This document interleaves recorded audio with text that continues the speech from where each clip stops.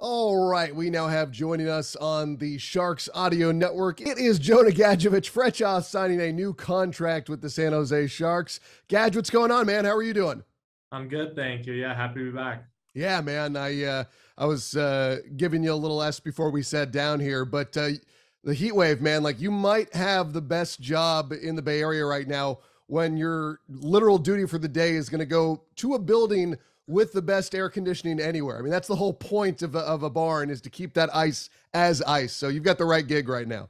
Yeah, for sure. No, it's hard to leave the rink right now. It's just so cool in here. So, anyways, yeah, no, it's good to be back though. No, man, right on. Well, I think last year everybody came to really appreciate your game and saw what you could bring to the ice on a night to night basis. You played the, 40 some odd games over the course of the season, probably got a better feel for yourself at the NHL level. How do you feel about your game at this point? I feel good. Obviously being up the whole year last year, I got, I think 43 games. And just being around the group for the whole year was really, I think, beneficial for me. So going into the summer, there was, I was pretty honest with myself and at the end of the year and knew what I had to work on. So I think coming into this training camp, I'm a better player than I was last year. I identified, some of my weaknesses and I improved on them. So I'm really, really excited to get started and, show what I've improved on. Was it hard last year to have the personal accomplishment of, yourself becoming a regular player in the NHL while at the same time the team wasn't doing as well as everybody wanted it? Yeah, I mean, obviously, we got a good group of guys down there and everyone wants to win. So I think at times in the season, it can get frustrating if you lose a few in a row, but it's just a kind of about sticking together and then finding a way to get the wins. But like I said, for me personally, I was learning from the group that we had. I think there's a lot of great players down there. So yeah, I was just trying to earn a spot in the lineup every night, and I'm going to continue to do that.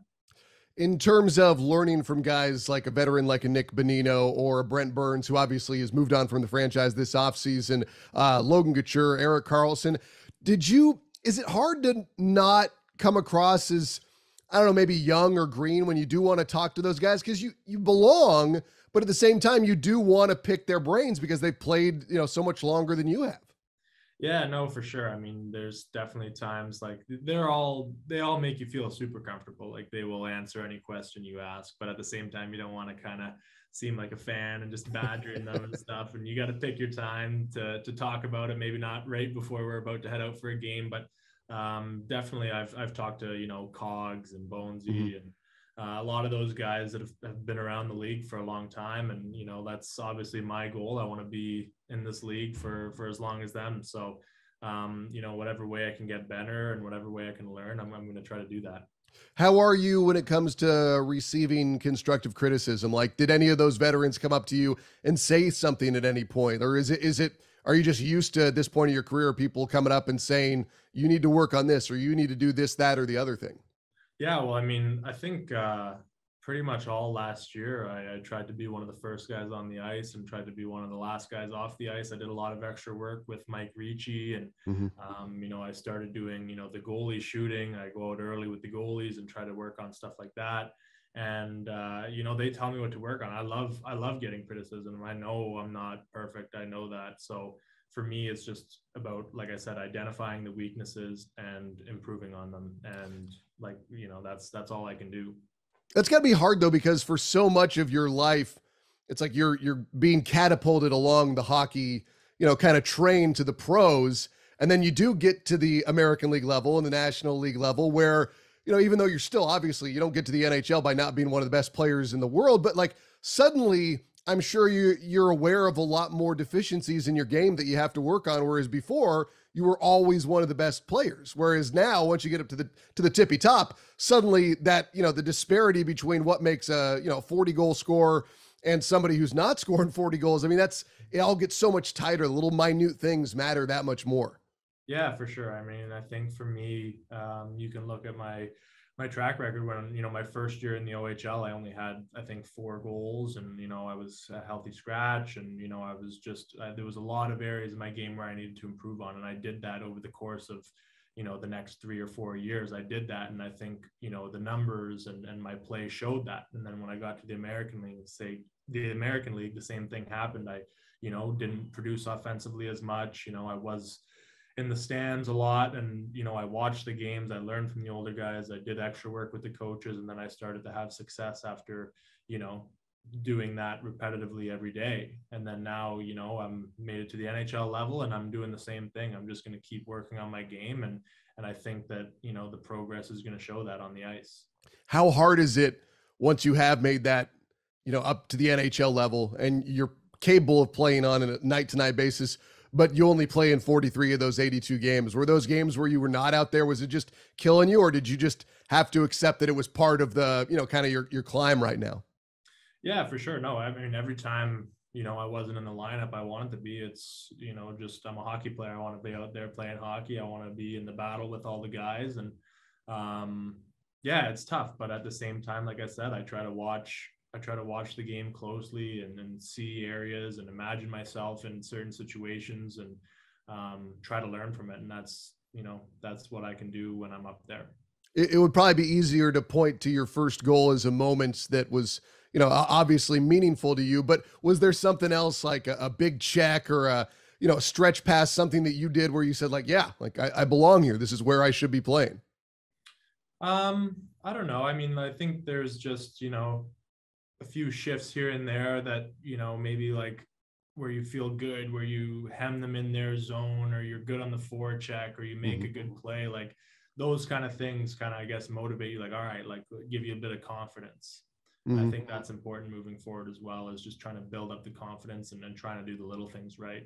Did you feel yourself getting more confident over the course of the season, or is it kind of goes up one game, down a little, and there's a little bit more of an ebb and flow? I think it definitely fluctuates a little bit. There's obviously going to be nights where you just aren't making the plays, or you have a bad turnover, or you lose a battle and it costs you. So, I think at that point, it's just about being mentally tough and trying to work through those basically growing pains, because, that's all part of the game. It's part of life. You're going to make mistakes, but it's how you bounce back. So for me, it's just about learning from it and then trying to have that confidence moving forward. Did you go into the offseason with a checklist of things you wanted to work on, or was it more about improving your game overall? Yeah, no, I mean, I definitely had a list. At my exit interview here with management, just from talking with them, there was the few points that I had to work on that they had talked to me about. So I made a note in my phone and kind of looked at that every now and then throughout the summer. And I knew what the team wanted me to work on. I knew what I wanted to work on. And I put in a lot of work this summer. And like I said, I feel better coming into training camp this year. Yeah, tell me about that summer. I mean, how long did you stay off your skates? Did you, take a couple weeks off, or were you in the weight room pretty quickly, or how did that work for you? Yeah, so I took about maybe 2 weeks off from the weight room, and then I was right back at it. I trained 6 days a week. And then I took about a month off from the ice, and then ramped up right into three to 5 times a week from there. So I've definitely put in the hours this year, and just really excited to be back here and then out with the group again. Yeah, man, it's exciting, obviously. And I would imagine now, the last Sharks game was on April 29th. We're recording this on September 9th. That was a while ago. Like, I would imagine you are itching to get back out onto the ice in an NHL game. Yeah, for sure. I mean, at the end of the season, when you go home, it's exciting because you get to see your family, you get to see your friends again. But, at the same time, it's bittersweet because, obviously you're not in playoffs. But like I said, it's nice going home every summer for a little bit. And then, kind of August rolls around, and then you just get the itch to like, okay, like I've had enough of this. I've seen everyone. Everyone's great. Let's get back at it. Let's play some hockey. So I'm at that point now, and I'm excited to be back. Now, are you one of the guys that can't watch the Stanley Cup playoffs because you wish you were playing in them so badly, or did you tune in every night? No, I tried to watch as much as I could for sure, because I think, me being a young guy, you see how NHL hockey is played at that time of year. It's harder, it's intense, it's, little things. And that was one of the things that I talked about with, some people here. They told me to watch the NHL playoffs and see what makes teams successful in playoffs, because obviously that's our goal, is to get there. So I did watch a lot of the playoffs. Are you still able to watch as a fan? Because like I know like now I've been working in hockey for a while now, and like it's hard. Like even during a game, I'm like, I'm not just taking it in. I'm like, oh, they're having trouble with their zone entries. They're having trouble on their breakouts, or they're not doing well on faceoffs, or they're like you start to compartmentalize, but also there's the part of you that you fell in love with the game for a reason. Like everybody is a fan until they're, very few are able to actually become a professional, whatever the sport is. But like you were still a fan when you were 8 years old. Like you fell in love with the game for a reason. Yeah, for sure. I definitely notice a difference in watching it now. When I was younger, you're just watching hockey, you're loving it. But now when I see it, I'm like, okay, like I see the neutral zone forward check, I see the controlled breakouts. You kind of just notice things that that happen in the game that you kind of break down, being a professional. So anyways, yeah, no, it's still fun. I mean, obviously you see guys make ridiculous plays and it's still super entertaining, but yeah, no, I just love the game. So do you look at other guys and say, hey, he has a build or skill set similar to mine, I can be influenced or learn something from a player's game specifically and then try to apply it to your own game? Yeah, I mean, I try to watch like the bigger physical guys and see how they are, see their puck placement and what they're doing with their, body or their stick. And yeah, there's a few guys that I try to watch closely and then see how they play. It's interesting because I would imagine like it's probably hard to try and determine who you want to watch because like obviously you probably watch a guy like Cale Makar, a defenseman, make some stupid move and you're like, yeah, I'd like to incorporate that to my game, but then you have to be like, well, like how realistic is that? It's like not in the toolbox, yeah. Yeah, because like that's not even to be like unfair to you, but it's like there's certain guys who have body types to do certain things. And I'm sure there's things that you can do that other guys in the NHL can't do. Like it's one thing to be inspired by somebody's play versus being able to actually apply it to your game. Yeah, definitely. No, I'm not. I'm like I said, I'm pretty honest with myself. I don't. I don't think I'm Makar or McDavid or anything, but no, it's like I said, it's just entertaining to watch those guys and do what they do. And like I said, there are obviously the kind of guys that play the same role as me. I like to watch what they do and then see how they have success as well. What's your goal for this season? My goal is to play here all season, make the big squad and have more of an impact this year. I think that I can produce more offensively. I think that I can be last year. I think I was -7 or -9 or something like that. So I definitely want to improve on my defensive side of the game as well. That was a big thing for me. Like I said, offensively, and again, I just want to be that guy that stands up for my teammates. I want to be right in the mix. If we need something to get going, like I want to be that guy that, the team looks to. So yeah, whatever I got to do. I know that, the physicality is something that the new general manager, Mike Greer, has talked about a lot. Was that something that came up, in the contract talks? And I mean, that's like the weird thing. It's like nobody grows up wanting to be, Wayne Gretzky because of the process of signing a contract. It's like you want to be the professional. So like, were there things that came up in those talks where you were kind of like, yeah, I understand what you're asking of me. I understand that you want me to bring that physical aspect to the game on a night-to-night basis. Yeah, well, I think they had made it clear, like the team of the direction that they wanted to go in and, the tenacity and the physicalness and everything that they want, the team to have. So I think I can bring that skill set to the team and then help out in that way.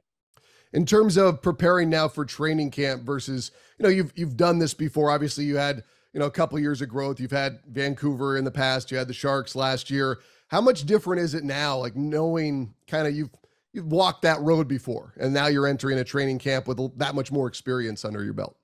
Yeah, it's nice having the experience. But at the same time, I got to come in and make the team. Like I don't have a spot, it's not my spot. I got to come in and earn it. And I know that. And that's what I came here to do. And that's what I worked for all summer. So like I said, I'm excited to be back and I'm ready for the challenge. Nice, man. Well, Jonah, I appreciate the time. Fun talking to you as always. Have a great training camp. Stay out of the heat. Stay inside the rink as much as you can. Use that AC. Put it to good work, man. We'll talk soon, all right? Sounds good. Thanks. It was nice chatting with you.